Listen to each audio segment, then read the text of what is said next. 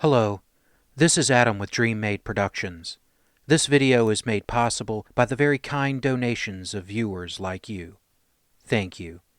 If you are in a position to help this channel improve quality and grow, please visit my Patreon page at www.patreon.com/DreamMadeProductions, linked below. It is the 31st century, and mankind is once again at war. The battlefields of the future are dominated by huge robotic war machines known as battlemechs. Hello, and welcome back to The Arsenal, a show where we discuss the weapons, equipment, and technology of the BattleTech universe. In this episode, we cover a piece of gear without which nothing in the BattleTech universe would work.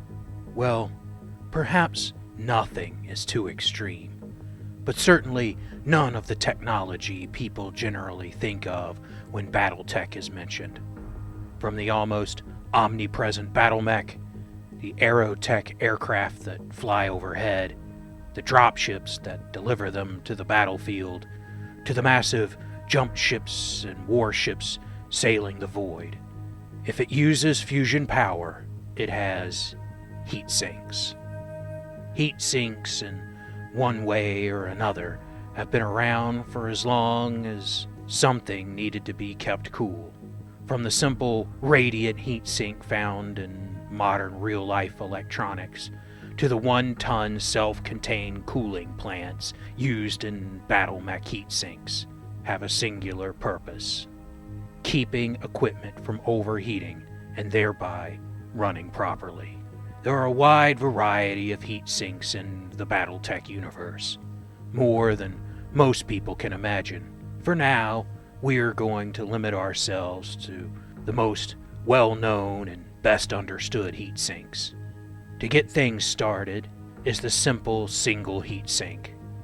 At 1 critical and 1 ton, every battlemech carries heatsinks. For centuries, and even in the 32nd century, the basic heatsink has been an effective way, if not the only way, to negate the waste heat generated by drawing large amounts of power from the unit's fusion power plant. Modern fusion engines carry a number of heatsinks built in.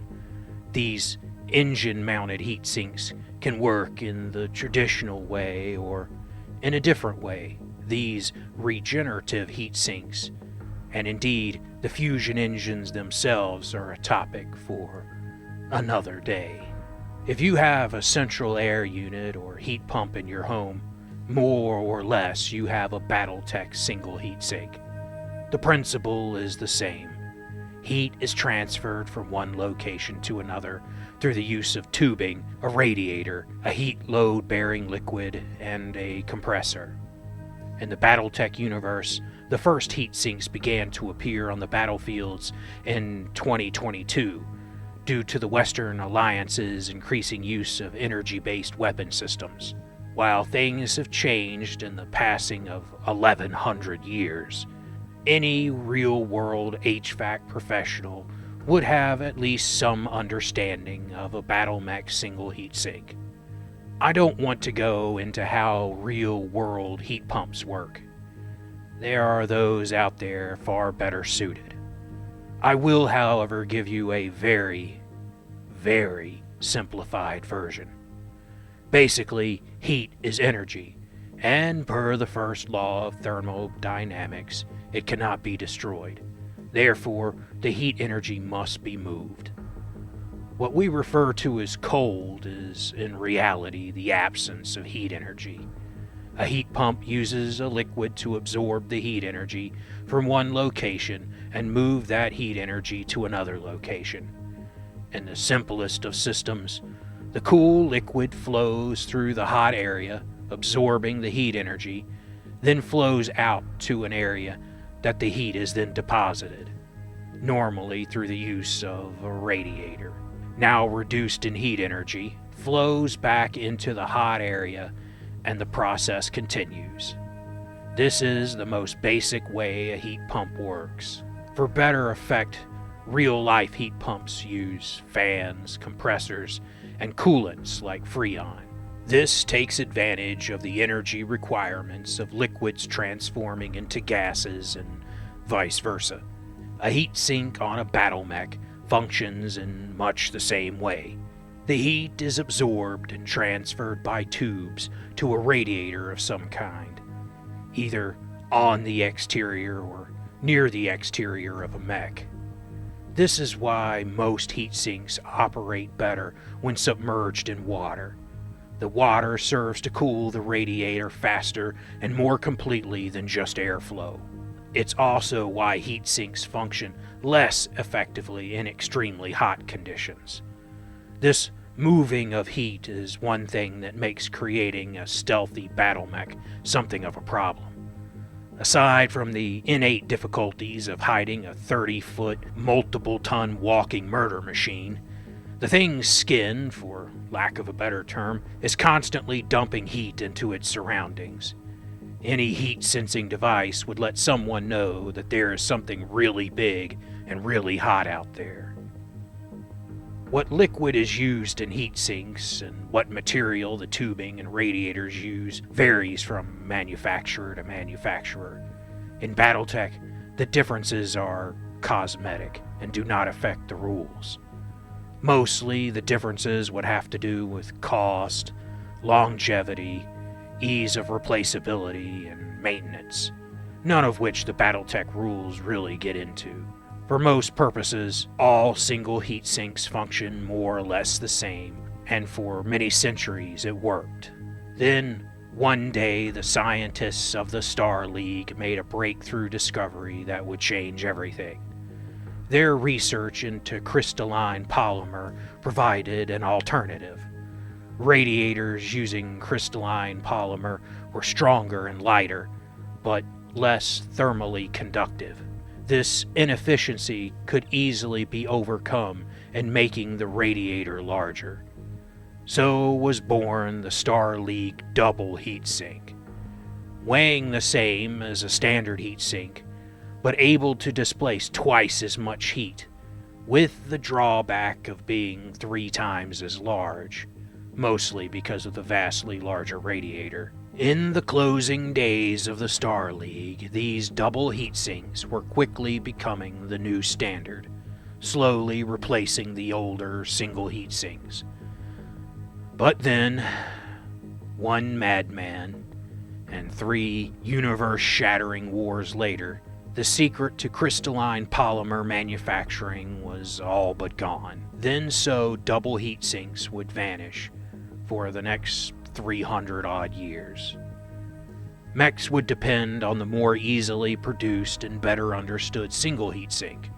Heat loads would become the bane of every mech warrior, and dangerously overheated battle mechs would be a problem on all sides. At some point, an enterprising individual engineered a way to quickly cool an overheating mech, if not with drawbacks.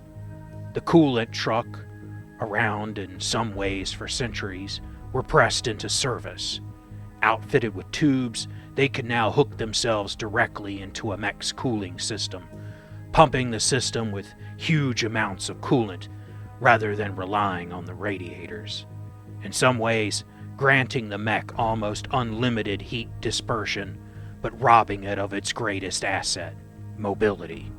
Further, the coolant truck, now a giant target, became a kind of bomb, parked a few feet from the battle mech.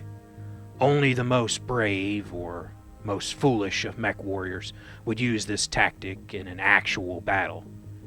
Another option, such trucks could be rigged to hose down a mech with a super cool liquid. Liquid oxygen or liquid nitrogen being the most common. While effective at cooling a mech, both had drawbacks, especially to anyone standing nearby. While the inner sphere was doing what it does best, mostly bombing itself back into the Stone Age, the SLDF survivors never really lost the knowledge of crystalline polymer. It likely took them a while to get factories up and running, But by the time Nicholas Kerensky founded his clans, the double heatsink was a standard in the clan Talmans. Over the centuries, clan engineers and scientists even found a way of improving the crystalline polymer, allowing their heatsinks to be somewhat smaller, at only twice the size of a standard heatsink. In reality, the double heatsink, either Innersphere or clan, is more appealing than the single heatsink. The single heatsink really has one advantage, and that is its ability to still fit two heatsinks into the legs of battle mechs. A quad mech equipped with two heatsinks in each leg submerged in water is a truly terrifying enemy, difficult to hit and gaining 16 heat dispersion for the cost of only 8 tons. That is 2 heat for 1 ton in 1 critical slot, a feat not even the clans could manage.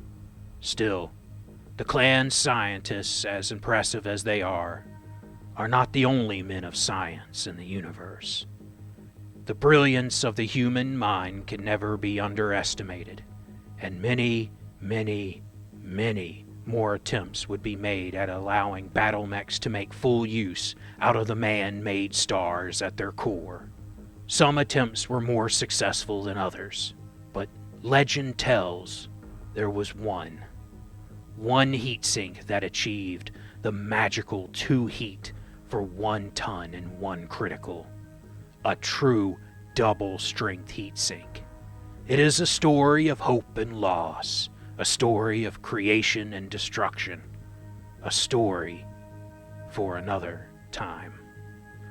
Until then, leave your thoughts on the different heatsinks below, along with any weapons or equipment you would like covered. Thank you for giving me the chance to entertain you. And as always, I hope you enjoy the battle reps that are to come.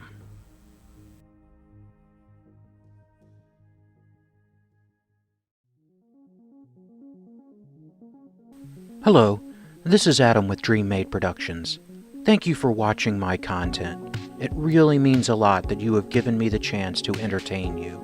If you would like to support the channel, please visit my Patreon at patreon.com/DreamMadeProductions, linked below. Also below is a link for PayPal, or links if you would like to send crypto, if that's more your thing. Please know any amount that you give will be cherished and used to upgrade equipment and improve the channel. You can also help the channel by subscribing, turning on notifications, liking, commenting, and sharing my channel with anyone you think might be interested. Thank you again for watching, and I hope you enjoy the battle reps that are to come.